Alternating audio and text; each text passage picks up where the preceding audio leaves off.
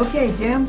Yes, Sister Helen, first of all, I want to thank you for agreeing to do this. I was absolutely thrilled when they told me that you and I were going to have this one-on-one conversation. I've been looking forward to this for ever since it was initially arranged. Yeah, me too. I don't know whether you probably don't remember, but you came up, well, you might remember coming to Princeton and speaking at the chapel. Yeah. That was a number of years ago. Yeah. And then you came over to my church, which is Nassau Presbyterian Church, and had lunch with us.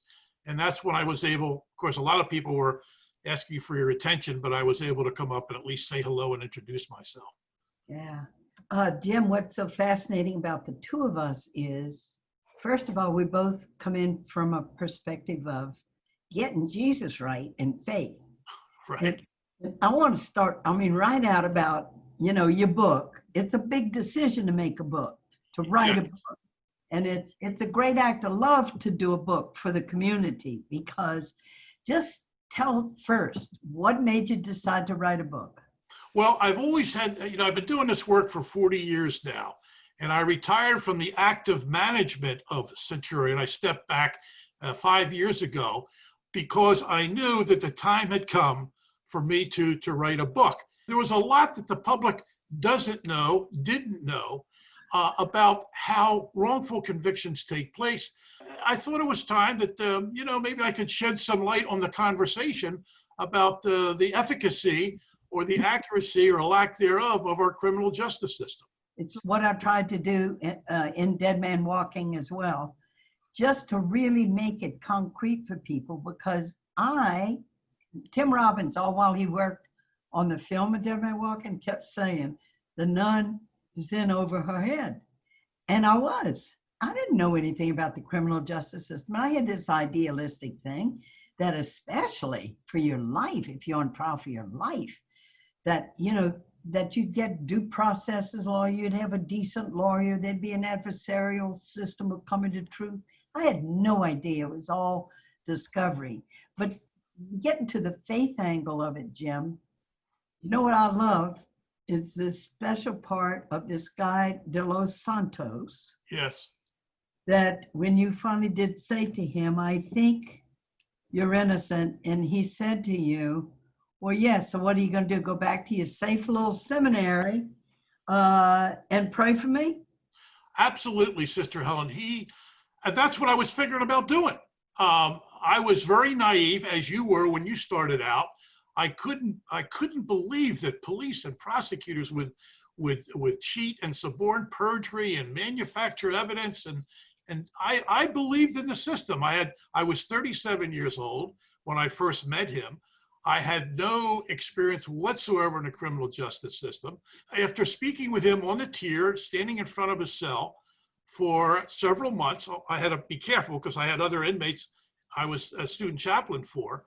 But then I said, Chiefy, his nickname is Chiefy, Chiefie. I said, listen, I need to trial transcript. I'm hearing your side of the story. There are two sides to every story. I need to read your transcripts. So that's what I did. And when I came back from reading the transcripts, he said to me, as you pointed out, do you believe I'm innocent? And I said, yeah, as a matter of fact, I do. And then he challenged me by saying just what you said. Listen, God works through human hands. You just can't go back to your little seminary and pray. That's not going to get me out. And not only that, but it's my view that God has appointed you to come onto this tier, meet me, and work to free me. You're the only person that can do that. When he challenged me like that, I went back to the seminary, to my dormitory room, and thought about it, prayed about it, and went to scriptures. And the scripture that I read, which I felt God was talking to me at that time through the scriptures, was that great prophet of justice, Isaiah. Wow. Chapter 59. And I'm reading this after being challenged by Chiefy. In chapter 59, Isaiah talks about how truth has fallen from the public squares. There is no justice. Justice is turned back. The Lord wondered why there was no one to intervene. And when I saw that word, intervene, then I felt God was calling me, Chiefy's right. You have to intervene. You're to do this work. And so did that mean then you left the seminary? Yes, what that meant, I was halfway through the 3-year Master of Divinity program. I just finished the third semester of the 6th. I told Chiefy, I said, look, I'm going to take 1 year off, and I'm going to devote that entire 1 year, every waking moment, to reinvestigating the case. Now, I'd never done any reinvestigation, and I never at all had investigated a murder case, especially a murder case that took place in Newark, New Jersey, which was and still is, it's a tough town. Anyway, I took a year off and worked full-time on his behalf, and was fortunate enough to find a great lawyer. His name is Paul Castellero. That was 40 years ago.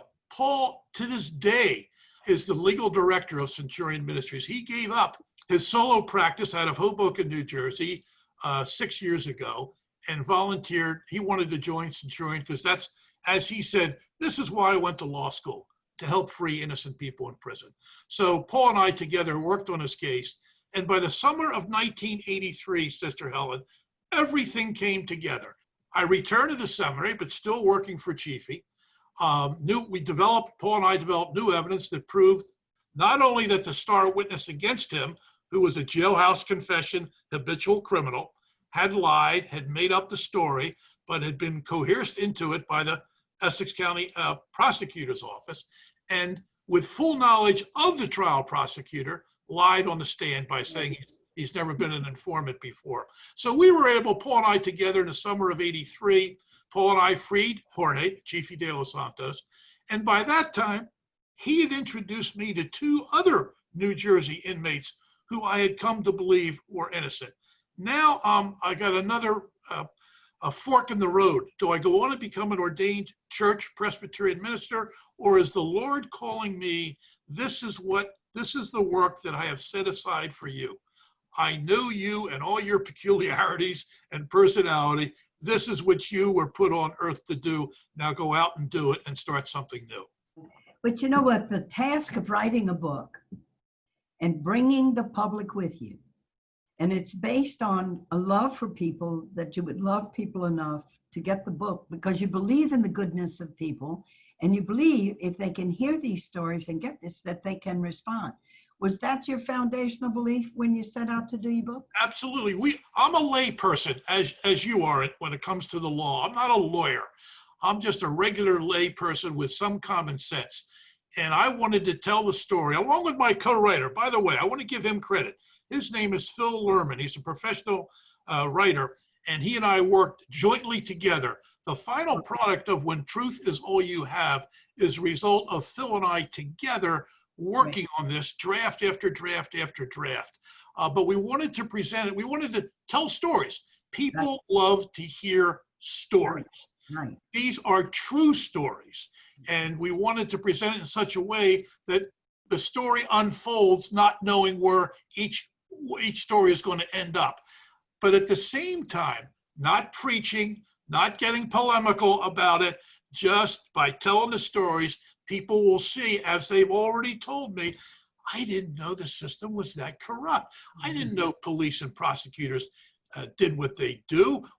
Do they have any accountability? So it sheds light on the fact, and it is a fact, that thousands and thousands of men and women languish in prison for their lives or on death row for crimes they didn't do. And I'm hoping that this book will somehow convey that, give the reader a sense of that, educate them about that. I got to ask you about the title. How did you come to that great title? Thank you very much for recognizing that. First of all, the title itself, full credit goes to our senior editor at Doubleday, Yaniv Soha. He came up with the title. Now, he was inspired when he read the part of the book where I spoke about the truth. The truth is the only friend that the wrongly convicted in prison have when nobody else believes them. It's their only friend. It's their ally. It never goes away. It's rock solid. They breathe and live that truth because they don't believe they're innocent. They know they're innocent because they know the truth, that they had nothing to do with this crime. So I wrote about that. and how it keeps their hope alive. It keeps their faith alive because they honestly believe that sooner or later, someday, some year, the truth will emerge and then set them free. So that's Right. kind of how the truth, how that title came to be. That's so interesting, Jim. And that's also the tragedy, isn't it? Because they think the truth will set them free. Denny LaBeouf, who's a really good friend of mine, she's a human rights lawyer. And she said, the most vulnerable one walking into a courtroom for their trial is an actually innocent person, because that's just what they think. Well, as soon as they hear the truth, Exactly. and they don't have any idea what that prosecutor is going to do to change the scenario to false witnesses, and all they're going to do to put their narrative out there that the truth will not be told. And it's such a tragedy because it happens so often. Absolutely. And there are many reasons how innocent people get wrongly convicted. It's not that hard, by the way, to convict innocent people. But if you're a person of color, especially, and you're sitting on that dock, and you have basically an all-white jury, there is a presumption of guilt. And that's an invisible force that's tough to fight. We work for a woman, Ellen Reasonover was her name. She was convicted in St. Louis County, and she came within one vote of getting the death penalty by an all-white jury. They convicted her of shooting to death a gas station attendant that they claim she attempted to rob. African-American? She's African-American woman, yes. And she had no criminal record. She was 24 years old. She had a 2-year-old daughter, and the two of them were living with her mother. And she went out one night to get change for the laundromat, drove up to this gas station in Delwood, which is a little town in St. Louis County. This is in 1983. She saw an African-American man in the cashier's place, but when he looked out and saw her, he left the station and drove away, and there was nobody else there. She figured he was closing the gas station up. The next day, she sees on TV that the white gas station attendant was found murdered in that same area. So she went to the police, and she told the police what she saw, thinking she could help them solve that crime. They put her in jail because they thought, it's insane. They thought she came to them to lead them astray. It's insane. Anyway, they put her in jail, in a little city jail. One of the female inmates gave a jailhouse confession against Ellen. They indicted her based on that jailhouse confession. Then they put her in the county jail to stand trial, and a county female inmate gave a jailhouse confession, and that was the sole basis of the conviction of Ellen. They wanted to kill her based on these two jailhouse confessions. We were able to gain access to the prosecutor's files, and we discovered the police, unbeknownst to us or anybody else, they had secretly recorded the conversations that Ellen had with these jailhouse people, and all Ellen did was proclaim her innocence. Wow. And the federal judge freed her, and Ellen eventually sued the city of Delwood, St. Louis County, and was awarded a $7.5 million settlement with that county. But she came within what they wanted to kill her. She came in within one vote of the death penalty. And if that person had voted for death, they would have killed her, because we didn't come along until 10, 12 years later. Yeah. What year did you actually start Centurion? I started Centurion. I started the work of Centurion for the first man in 1980. When we freed him in 1983 is when I decided to actually formally set up Centurion Ministries. Yeah. And I'm sure the name comes from the centurion at the foot of the cross looked up and said, surely this one was innocent. Yeah. That's where the name came from. Yeah. In that Gospel of Mark, the disciples don't get it. People don't get it. The leaders of the religious leaders don't get it about Jesus. But a so-called pagan Roman looks up and, He got it. That's right. That's right. You know what? That makes that's the call to humility to Christians who believe that we have the truth or whatever, and that other people don't have any truth. Boy, we've been brought into a world, haven't we, Jim, where we have met the most incredible people, where you call ordinary people, brave people, courageous people. I just simply don't know how they do it. Most of the people we freed have been in prison wrongly for at least 20 years. First of all, our experience is they're very angry and full of hate for the first 5, 10, maybe a little longer years. Then they realize this anger is just destroying me. It's a cancer. And they start to mature as human beings, but they also come to the realization that, I got to start changing my attitude. And they do. And forgiveness actually sets in. They begin to forgive those who wrong them. Then their attitude changes. There's a transformation that takes place while they're still in prison. And then we come along and we work with them to free them. And then by the time they get out, now don't get me wrong, they still have PTSD. There's no question about that. But most of them, not all of them, of the folks we have freed come out loving people. They love people. I don't know how they can be that way after what they've experienced, but so often they are. It's a real testament to them, and it's an inspiration to us. You know what, though, and on the other side of that, though, Jim, often they come out broken because all those years they've been denied social interaction. The world around them changes. Yep. And they come out and it's very, very difficult. Everybody's got PTSD. How could you not? Exactly. And along with what you just said, when they do come out, they come out as they were when they went in terms of a lot of the maturity. Exactly. And it takes a while for them, once they get out, they're like aliens who have come down onto Earth. And let's not forget their families and their loved ones out there and their friends, their world of loved ones and colleagues and friends. And because it has a ripple effect, these wrongful convictions, when falsehoods prevail in our courts of law and truth is left behind. Wrongful conviction doesn't just mean the innocent. It's sending young people away for these life sentences for nonviolent drug crimes. And that is, over 80% of people are people of color in our incarceration system in Louisiana. The racism, that I guess it's been the most shocking thing of all to me. And as a white person, I was so removed from this world and what our African-American brothers and sisters were going through. And often what those long sentences meant was after a time, the families drop away. They got to have a car that works. You got to have enough intactness in your family that you can hold together and go see the brother, the one that's in prison. There's so much brokenness that goes on with these long incarceration sentences of throwing people away like we do in our penal system.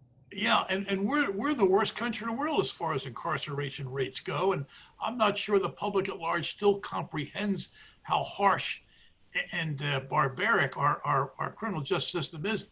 Since the death penalty was reinstated back in the mid-70s, 170 men and women have been exonerated off of death row. 52% of them are black, are black, whereas they have a 12 to 13% of the population.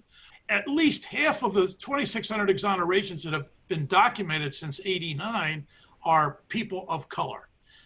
Take New York City. For 18 years, they did that stop and frisk policy. Right. They stopped 5 million people on the street, the New York City Police did, from 2002 to 2018. 90% of those they stopped were people of color. Now, you can't escape those numbers to demonstrate the racial bias and prejudice and injustices that occur solely because of skin color in America. Yeah. And then, when I had the realization too, that most people don't go to trial. So there you are sitting in the courthouse somewhere with your public defender lawyer. It says, I got a deal for you. I can get to this much, but you got to sign the confession, but I didn't do it. But it's just like, hey, you don't want to roll the dice. They don't go to trial over 90%. It's a deal done. And so you have justice now negotiated away before it even begins. What do you think? Where did we get into it in the United States? We know racism is huge. slaves were freed. And then we look at the states that have done 75% of the actual executions of the former slave states.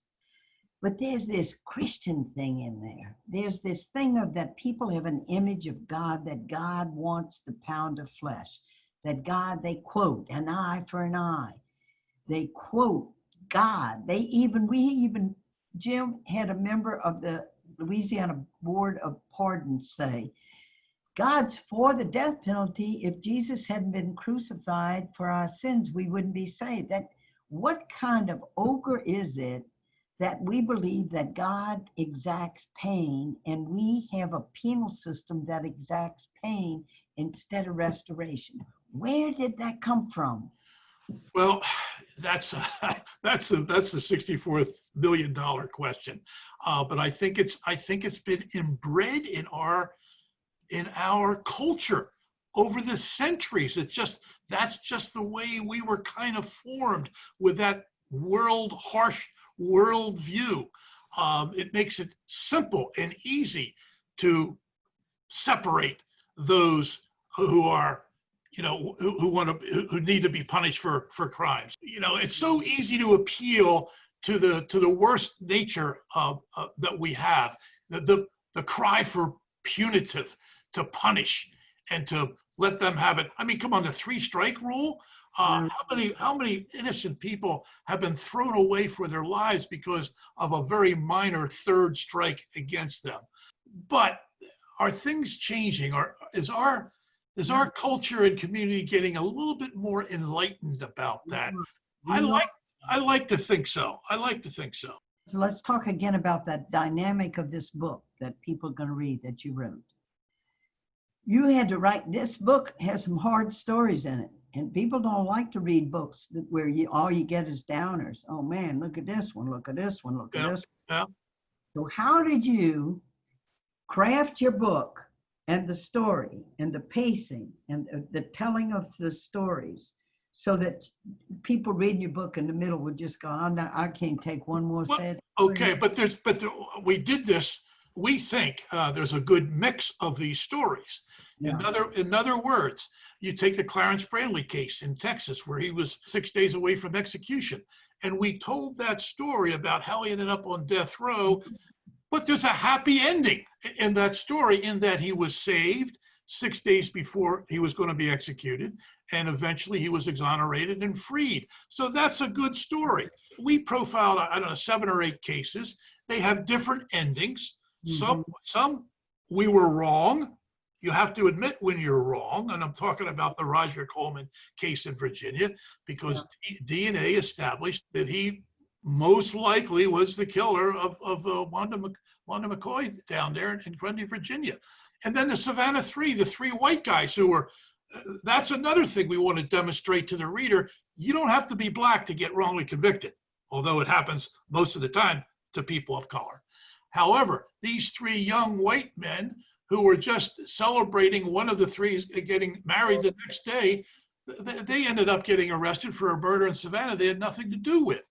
And over time, when people read our stories, and when truth is all you have, I hope they get infuriated and angry and really, really upset by how these innocent people got wrongly convicted. But at the same time, as we tell the story, they have joy and feel great when they are actually freed and exonerated. So there's a mixture there.